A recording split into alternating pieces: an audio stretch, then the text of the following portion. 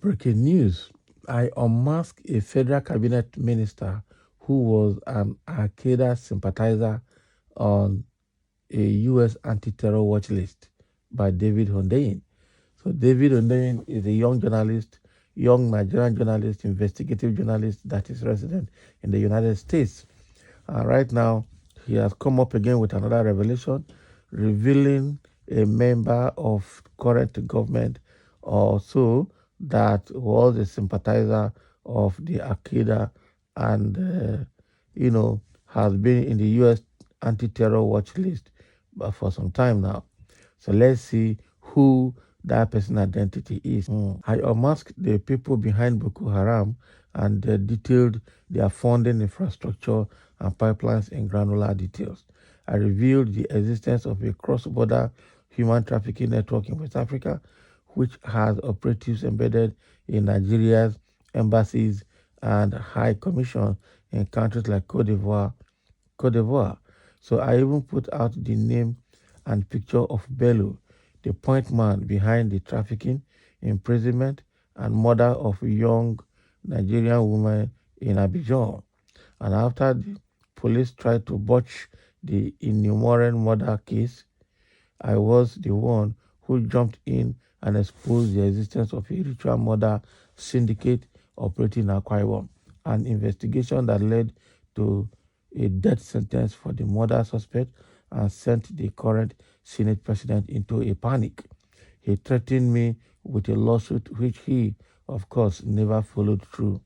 I even unmasked the overall head of the table portrayed in King of Boys before he ran for president and forced his way into office. At what point did Nigerians do anything with all this information? I published information that the table considered to be worth a whole lot of blood and money, and I put it out for free. Not even Roberto Saviano went this far, and his book nearly brought down a government.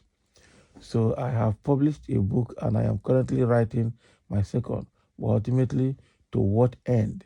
It will only sell copies, but what will Nigerians do with the information? What have they ever done with the information that I have gone to hell and wrestled with the devil for? Why would anything be different now because a celebrity died? Our people will trend, okay? Hashtag justice for Mohbad for 1 week and move on. Who remembers that I published a leaked document that stopped a catastrophic illegal invasion of Niger just last month? Everyone has forgotten except me, because I am the one who had a letter written to multiple foreign governments by the salty bastards in Abuja accusing me of terrorism afterwards. So even if I had any interest in investigating the death of a celebrity linked to the table by his relationship with a relatively small player called Naira Marley, the cost of obtaining and publishing that information for the benefit of 210 million mannequins who can't differentiate investigate journalism from gist lovers and who would never do anything with it anyway, wouldn't be worth it. It's all entertainment and emotional stimulation to you people at the end of the day. Wow. So the thing now is the guy is getting discouraged. David Hundeyin is obviously getting discouraged by the docility of Nigerians, because the fact here remains that he has exhumed so many vital information that should help reshape Nigeria or throw Nigeria into a revolution that will stop the ongoing democracy of fraud. Okay, but unfortunately, the Nigerians are not doing anything with all the information it's churning out. After just a few weeks, it will become normal, usual business, and people will move on. And it will look like entertainment in the social media, and everybody will move on. Meanwhile, something serious is going on. People are crying of hardship. But information is there to act on, but nobody's taking the action. So the question is, now he's relating it to this Mohbad's death. Of what value will it be if he puts the same energy and resources into discovering and releasing what happened to Mohbad? What will Nigerians do with the information?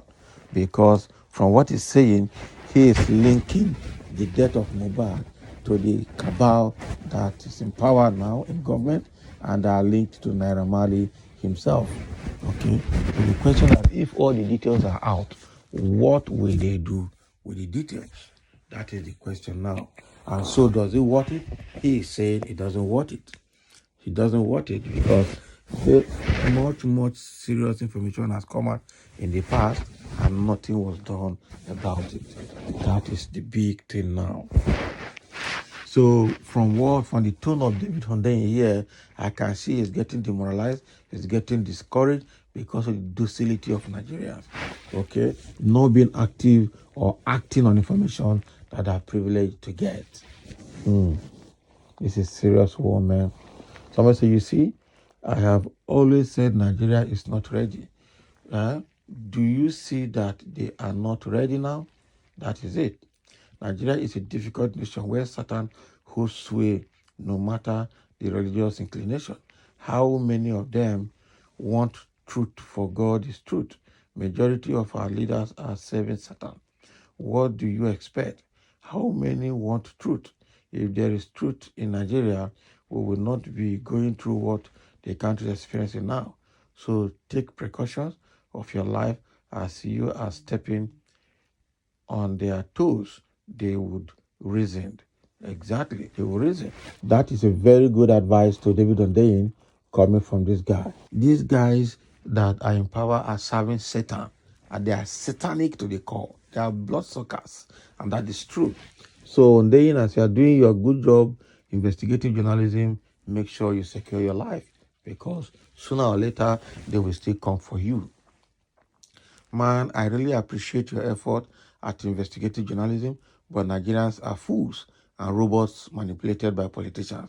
I think that is what it is, and that is it. As somebody said, your father is the part of the 210 million mannequins. Yavi, he called Nigeria mannequins. I know that people are going to come after him for calling Nigerians mannequins. They're going to come after him now. I tell you. But he knows why he called them mannequins because they are behaving like they are lifeless. Mannequins is a mimic of human being that is lifeless. That is it. Because a living human being will definitely react to changes in its environment. Okay, but these guys, Nigerians, are not reacting to anything. Very few people are talking. Life goes on. It is because your book is pure Badadash. Can you imagine? Badadash fiction, not pure truth. You hear? Never give up. Posterity is building up an asset for you. One day you will reap the benefit. And also we say, long time back, I realized that one shouldn't bother trying to educate people who are clearly tribalistic, whose opinions show no iota of understanding of the real situation this country is in, who are myopic in their views and whose minds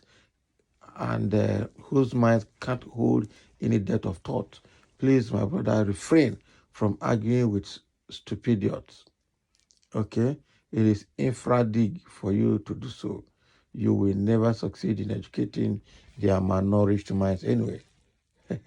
This one is serious. Whose minds can't? Thought-provoking. That is the thing. We have a long way to go. David, don't give up on us. It may happen soon. It may happen later. Truth can't be hidden. Investigative journalists of our time, God bless you. I always enjoy your articles.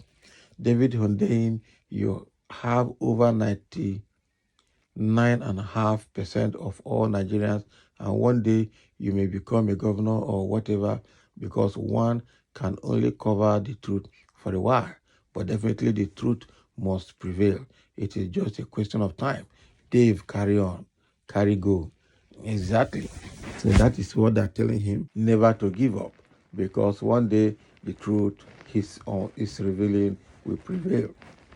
So thank you, David. The Nigerians are saying don't give up, irrespective of the docility of Nigerians. Don't give up. Sometime everything will reset. So thank you for listening. Let's have a comment on this article written by David Hundeyin.